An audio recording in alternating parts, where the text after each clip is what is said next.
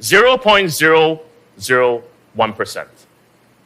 What does that even mean to everyone? I want everyone to look at the person or people around you right now in this room. Just look at them. Anyone you don't know? Anyone you're going to get their numbers? Or maybe someone interests you. This is the odds of meeting the person again. My name is Aaron. I'm a speaker. I do a lot of trainings around the world. I also focus and prioritize connections. Connections are very important to me. Because every time I lose a connection, this is simply what happens. You see an unhappy face.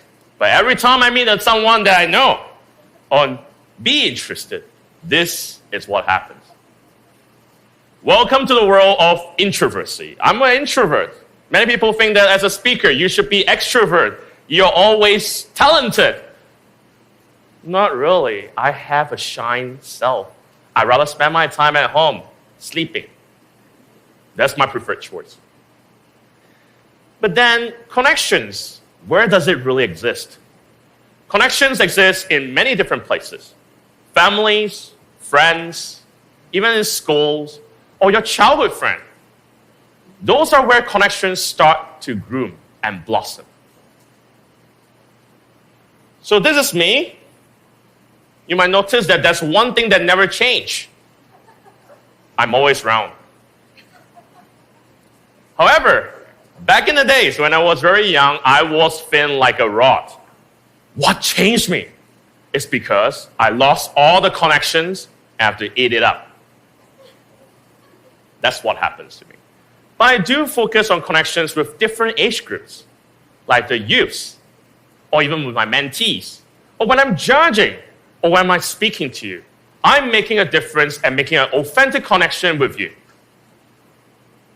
But in the virtual age, connections are depleting. What it seems to be connecting us in the virtual age, phones, maybe like pets, Zoom meetings that we used to, is getting the distance off us. Instead of being close, we are actually getting far away apart. What really went wrong? I never really thought about it until 10 years ago when I lose up to 2,000 friends. Don't ask me how I counted. That's what the introverts do. I lost so many friends that I start to realize what really happened. What makes this disconnection? Is it because of the priorities, the goals, or maybe things that are losing interest that I'm unable to catch hold of them? I start to try to discover why. And maybe that's the reason. Now, there's lots of global statistics around the world. Among like 6 in 10 people are going to lose their friends in a very short time. Not just the pandemic, but because of our work lives, our priorities. We're going to lose the people that we do care. But we just don't know it yet, who that lucky victim is. Do you want to lose a precious friend that you have known for 10 to 15 years, whom you may have thought that you have built a strong bond with, but lose interest as we grow up? Lots of different statistics actually support this theme about friends are going to be depleted. No matter men, women, around the world, different cultures, we're going to lose them because we have our own priorities and goals. And I really want that happy octopus back. I want that. I do not want to be a sad person every time. So what I did is something that people might not do. Now, show of hands. How many of you have done an interview before? Interviews, we have 1, 2, lots of people. Now, how many of you have done more than 10 interviews? Keep your hands up. How many of you have done 100? 1,000? 5,000, I don't see any more hands. Okay. If you still keep it up, I will interview you. But that 5,000 is what I actually did during the pandemic. I actually find a reason, try to connect with them. and I invented something called the time capsules to build that connection back again. The time capsules are my ideas. Ideas to restore lost relationship, to stop being disconnected and start reconnecting again.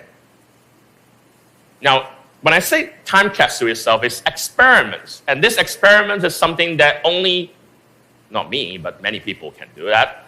Spend tons of hours of video broadcasting and even interviewing people to get the result that I need. And I found the solution to that. After I'd done these 3 little experiments, I got 800 friends back. Does that deserve applause? Yes, I got 800 friends. But I feel tired, still connected with 800 people. So the first thing that I did is actually called interviewing. There's always something to reconnect with the friends that you have lost in touch with.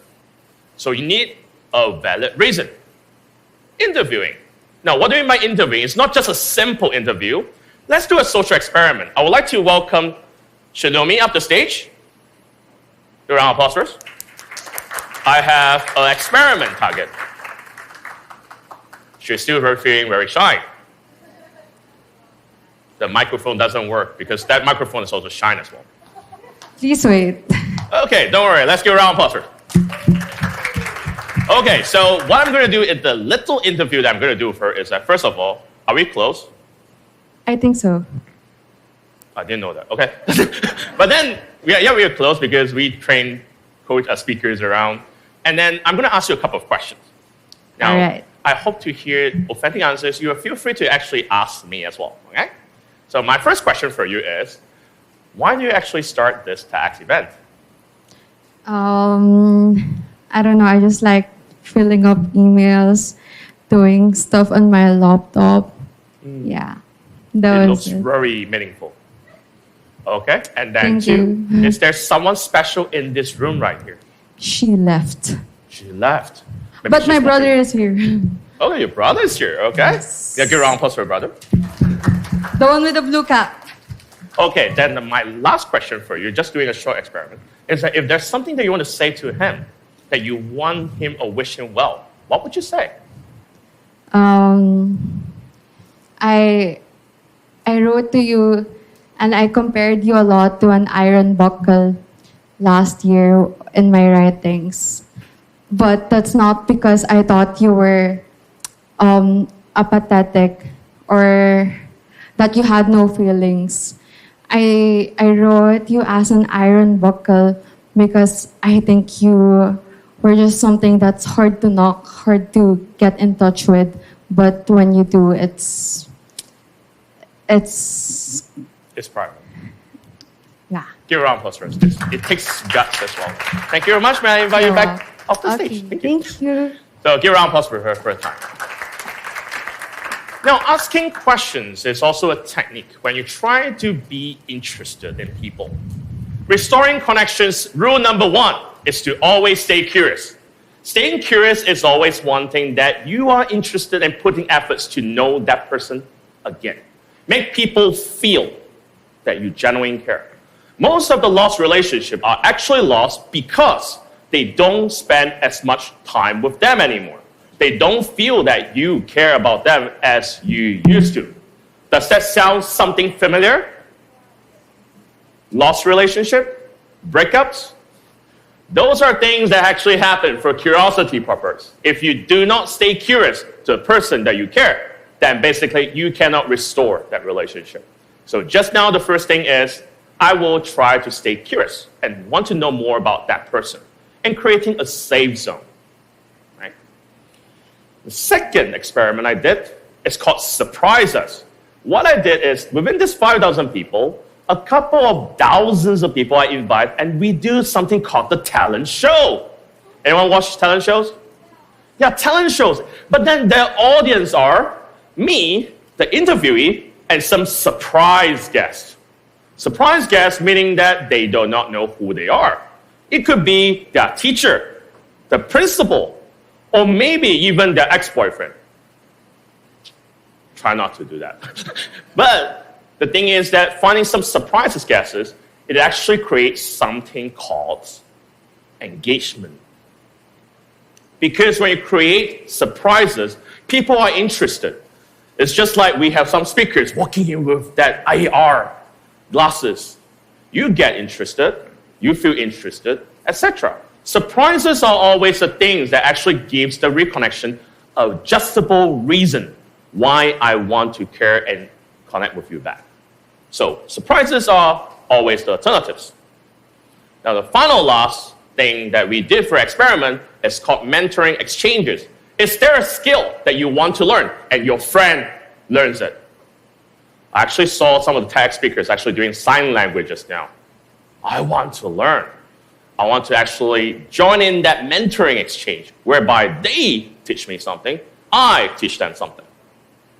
When there's value, there will be engagement. Spending time to understand different talents and practicing it means quality time.